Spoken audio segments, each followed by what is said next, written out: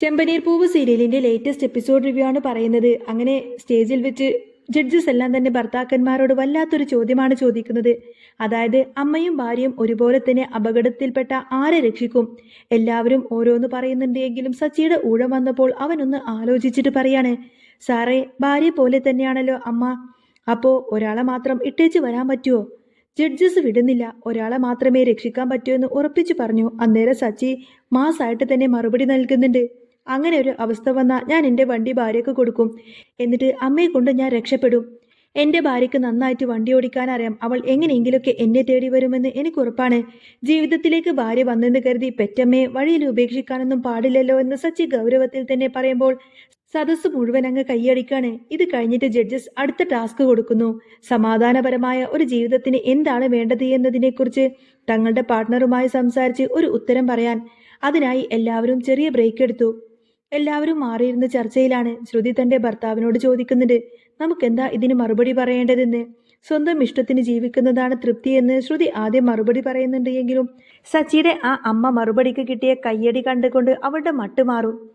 നമ്മൾ അങ്ങനെയൊന്നും പറഞ്ഞാൽ പോരാ, സച്ചിയെ തോൽപ്പിക്കാൻ വേണ്ടി എല്ലാവർക്കും വേണ്ടി തന്നെ ജീവിക്കണമെന്നൊക്കെ തട്ടിവിടാം. എന്നാ നമ്മൾ നല്ലവരാണെന്ന് കരുതി ജഡ്ജസ് നമുക്ക് തന്നെ ഫസ്റ്റ് പ്രൈസ് തരുമെന്ന് ശ്രുതി പ്ലാനിട്ടു. ആ സമയം സച്ചിയും രേവതിയും തമ്മിൽ സംസാരിക്കാണ്. എന്ത് പറയണമെന്നറിയാതെ നിൽക്കുന്ന രേവതിയോട് സച്ചി പറയുന്നുണ്ട്, നമ്മളിപ്പോൾ ജീവിക്കുന്നത് തന്നെ ഒരു തൃപ്തിയുള്ള ജീവിതമല്ലേ രേവതി എന്നാണ്. ഒന്നും പ്ലാൻ ചെയ്യണ്ട, സ്റ്റേജിൽ കയറുമ്പോൾ മനസ്സിൽ വരുത്തുന്നതങ്ങ് പറഞ്ഞാൽ മതി എന്ന് സച്ചി അവളെ സമാധാനിപ്പിച്ചു.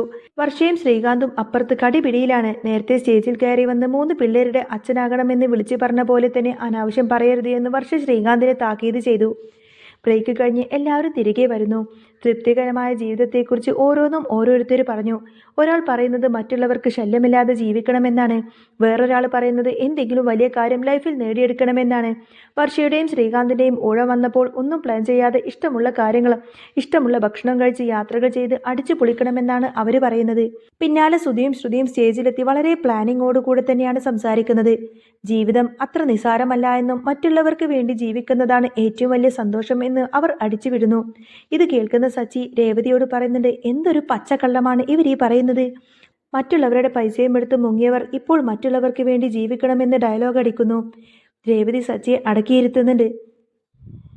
പിന്നീട് അങ്ങനെ അടുത്തതായിട്ട് സച്ചിയുടെ ഊഴമാണ്. സച്ചി പച്ചയായ മനുഷ്യന്റെ ഭാഷയിൽ തന്നെ സംസാരിക്കുന്നു. സാറേ, ഭക്ഷണത്തിന്റെ കാര്യത്തിലല്ലാതെ മനുഷ്യൻ എപ്പോഴെങ്കിലും തൃപ്തനാകുമോ? വയറ് നിറച്ച് ചോറുണ്ടവന് ബിരിയാണി വേണ്ടാന്ന് വെക്കാം, അല്ലാതെ ജീവിതത്തിലെ ഒരു കാര്യത്തിലും മനുഷ്യൻ തൃപ്തനാകില്ല. ആവശ്യങ്ങൾ കഴിഞ്ഞ് അടുത്തതിലേക്ക് പോയിക്കൊണ്ടേയിരിക്കും. അതുകൊണ്ട് നിർത്താതെ അധ്വാനിച്ചു കൊണ്ടേയിരിക്കുക എന്നതാണ് ഇതിൻ്റെയൊക്കെ ഉത്തരം. എൻ്റെ ഭാര്യ കണ്ടില്ലേ, അവൾ പൂ കെട്ടിക്കൊണ്ടേയിരിക്കും, ഞാൻ വണ്ടി ഓടിച്ചുകൊണ്ടേയിരിക്കും. ഇതൊക്കെ ഞങ്ങളുടെ തൃപ്തിയാണെന്ന് സച്ചി പറയുമ്പോൾ ആ ഉത്തരം എല്ലാവരെയും ഒന്ന് ചിന്തിപ്പിച്ചു. പിന്നീട് അടുത്ത ചോദ്യം, വഴക്കുണ്ടായി കഴിഞ്ഞാൽ ആദ്യം ആര് സോറി പറയുമെന്നാണ്. വർഷ പറയുന്നത് താൻ ഒരിക്കലും തെറ്റ് ചെയ്യാറില്ലെന്നും അതുകൊണ്ട് തന്നെ ശ്രീകാന്ത് വന്ന് സോറി പറയണമെന്നുമാണ്. ശ്രുതിയും ഭർത്താവും പറയുന്നത് തങ്ങൾക്കിടയിൽ വഴക്കേ ഉണ്ടാകാറില്ല എന്നാണ്.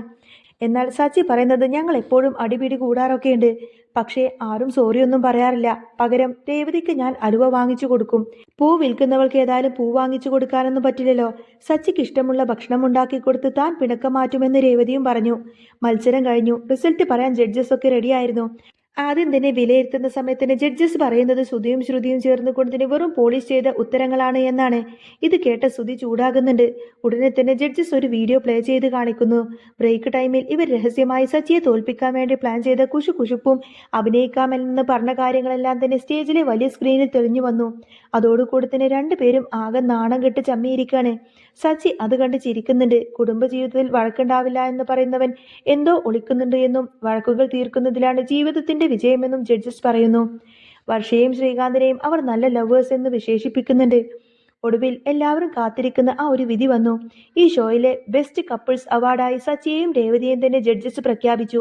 രേവതിയുടെ കഴിവുകളെല്ലാം തന്നെ സച്ചി പുറത്തു കൊണ്ടുവന്നതും സച്ചി ഒരു മദ്യപാനിയാണെന്ന സത്യം പോലും മറച്ചു വെക്കാതെ രേവതി തുറന്നു പറഞ്ഞതുമെല്ലാം തന്നെ അവരുടെ ആത്മാർത്ഥതയുടെ തെളിവായി തന്നെ ജഡ്ജസ് എടുത്തു പറഞ്ഞു.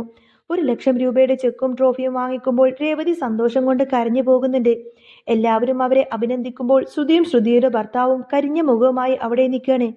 ഈ സന്തോഷ വാർത്ത അറിയാൻ വേണ്ടി കൊണ്ട് തന്നെ ചന്ദ്രമതിയും ആരതിയും ആർക്കോ വേണ്ടി ആരതി ഒഴിയാൻ വേണ്ടി നിൽക്കുന്നു. ആദ്യം വന്ന ശ്രുതിയുടെയും സുധിയെയും ചന്ദ്രമതി ജയിച്ചോ എന്ന് ചോദിക്കുമ്പോൾ ഇല്ലെന്ന് തന്നെ അവർ മറുപടി പറഞ്ഞു. പിന്നെ വർഷയായിരിക്കുമെന്ന് കരുതി അവർ നേരെ ചെല്ലുമ്പോഴാണ് പുറത്ത് ചെണ്ടമേളം കേൾക്കുന്നത്. എല്ലാവരെയും ഞെട്ടിച്ചുകൊണ്ട് തന്നെ സച്ചിയും രേവതിയും ആ ട്രോഫിയും ചെക്കും ഉയർത്തിപ്പിടിച്ചുകൊണ്ടാണ് ആരവങ്ങളോട് കൂടെ തന്നെ അങ്ങോട്ടേക്ക് വരുന്നത് കണ്ടത്. ചന്ദ്രമതി അത് കണ്ട് സ്തംഭിച്ച് നിൽക്കുകയാണ്. സച്ചിയും രേവതിയും ആ ട്രോഫിയും ചെക്കും ഉയർത്തിപ്പിടിച്ച് ചെണ്ടമേളത്തിന്റെ അകമ്പടിയോടുകൂടി തന്നെ മുറ്റത്തേക്ക് വരുമ്പോൾ ചന്ദ്രമതിയുടെ കയ്യിലിരുന്ന ആരതിത്താലം ഒന്നങ്ങ് വിറച്ചു. ആതിരയുടെ മുഖം വിളറി വെളുത്തു. ഇതുവരെ സച്ചി വെറും മദ്യപാനിയാണെന്നും റൗഡിയാണെന്നും മാത്രം കണ്ടിരുന്ന ആ നാട്ടുകാരുടെ മുന്നിൽ അവൻ ഇന്ന് വലിയ വിജയിയായിട്ടാണ് നിൽക്കുന്നത്. ചന്ദ്രമതി പതർച്ചയോടെ ചോദിക്കുന്നുണ്ട്, ഇതെന്താ സച്ചി, നിങ്ങൾക്കാണോ ഈ അവാർഡ് കിട്ടിയത്? സച്ചി ഒരു കള്ളച്ചിരിയോടെ ട്രോഫി ചന്ദ്രമതിയുടെ കയ്യിലേക്ക് വെച്ച് കൊടുത്തുകൊണ്ട് തന്നെ പറയുന്നുണ്ട്, അതെ അമ്മേ, നിങ്ങളുടെ ഈ മോശക്കാരനായ മകനും അവന്റെ ഭാര്യയും കുറച്ച് സത്യങ്ങൾ അങ്ങോട്ടേക്ക് പറഞ്ഞു. ജഡ്ജസിന് അത് ബോധിച്ചു. ആരെയും സുഖിപ്പിക്കാൻ വേണ്ടിയിട്ടല്ല ഞങ്ങൾ ജീവിക്കുന്നതെന്ന് അവർക്ക് മനസ്സിലായി. രേവതിയുടെ കണ്ണുകൾ അപ്പോഴേക്കും നിറഞ്ഞൊഴുകുന്നുണ്ടായിരുന്നു. അവൾ ചന്ദ്രമതിയുടെ കാലിൽ വീണ് അനുഗ്രഹം വാങ്ങിക്കാൻ നോക്കുമ്പോൾ ചന്ദ്രമതി ഒന്ന് പിന്നോട്ട് മാറി. ആ മനസ്സിപ്പോഴും അംഗീകരിക്കാൻ തയ്യാറായിരുന്നില്ല. ഇതേ സമയം ശ്രുതിയും ഭർത്താവും വീടിനകത്തേക്ക് വലിഞ്ഞു കയറി. ശ്രുതി ദേഷ്യം കൊണ്ട് പല്ലിറുക്കുകയായിരുന്നു. ആ പൂക്കാരിയും ഡ്രൈവറും കൂടെ നമ്മളുടെ വില കളഞ്ഞു. ഇനി നാട്ടിൽ എങ്ങനെ തലയുയർത്തി പിടിച്ച് നടക്കുമെന്ന് അവൾ പിറുപിറുക്കുന്നുണ്ട്. എന്നാൽ സച്ചി അതൊന്നും തന്നെ കാര്യമാക്കാതെ ആ ഒരു ചെക്ക് ആതിരയുടെ കയ്യിൽ കൊടുത്തിട്ട് പറയും, ഇതൊന്ന് സൂക്ഷിച്ചു വെച്ചോ, നമ്മുടെ കടം വീട്ടാനും ആ വീട് നന്നാക്കാനുമായിരിക്കും ഇത്. അങ്ങനെ അന്ന് രാത്രി സച്ചിയും രേവതിയും കൂടെ ഉമ്മർത്തിരിക്കുമ്പോൾ സച്ചി രേവതിയോട് ചോദിക്കുന്നുണ്ട്, സത്യം പറ രേവതി, ജഡ്ജസ് ആ ഒരു ചോദ്യം ചോദിച്ചപ്പോൾ നിനക്ക് പേടിയായോ? രേവതി സച്ചിയുടെ തോളിലേക്ക് തല ചായച്ചുകൊണ്ട് മറുപടി പറഞ്ഞു, ഇല്ല സച്ചിയേട്ടാ, നിങ്ങളുണ്ടല്ലോ എൻ്റെ കൂടെ. അലുവ വാങ്ങിത്തന്നാലും ഇല്ലെങ്കിലും നിങ്ങളോട് വഴക്കിടാനും അത് കഴിഞ്ഞ് സ്നേഹിക്കാനും കിട്ടുന്ന ഈ ജീവിതം തന്നെയാണ് എൻ്റെ ഏറ്റവും വലിയ തൃപ്തി. ആ സമയം അകത്ത് ചന്ദ്രമതി ആ ട്രോഫിയിലേക്ക് നോക്കി ആലോചിക്കാണ്. തൻ്റെ മകനെ എല്ലാവരും അംഗീകരിച്ചു, എന്നിട്ട് പോലും തൻ്റെ മകനെ താൻ ഇതുവരെ തിരിച്ചറിഞ്ഞില്ലേ എന്നൊരു കുറ്റബോധം ആ മുഖത്ത് മിന്നിമായുന്നുണ്ട്. പക്ഷേ സച്ചിയും രേവതിയും ജയിച്ചു കഴിയുമ്പോൾ ഇനി വരാനിരിക്കുന്ന പുതിയ ചതിക്കുഴിയെക്കുറിച്ച് അവരൊന്നും തന്നെ അറിഞ്ഞിരുന്നില്ല. ശ്രുതിയും സുധിയും ചേർന്ന് കൊടുത്തിട്ട് ഈ ഒരു നാണക്കേടിന് പകരം വീട്ടാൻ വേണ്ടി അടുത്ത പ്ലാൻ ഇടുന്ന വമ്പൻ ട്വിസ്റ്റ് നിറഞ്ഞ എപ്പിസോഡുകളൊക്കെ ഇനി വരാൻ പോകുന്നുണ്ട്. അപ്പോൾ നിങ്ങൾക്ക് ഈ ഒരു ചാനൽ ഇഷ്ടമാവുകയാണെങ്കിൽ സബ്സ്ക്രൈബ് ചെയ്യാനും സപ്പോർട്ട് ചെയ്യാനും മറക്കല്ലേ കേട്ടോ. നെക്സ്റ്റ് വീഡിയോ ആയിട്ട് ഉടനെ തന്നെ വരാം. ബൈ.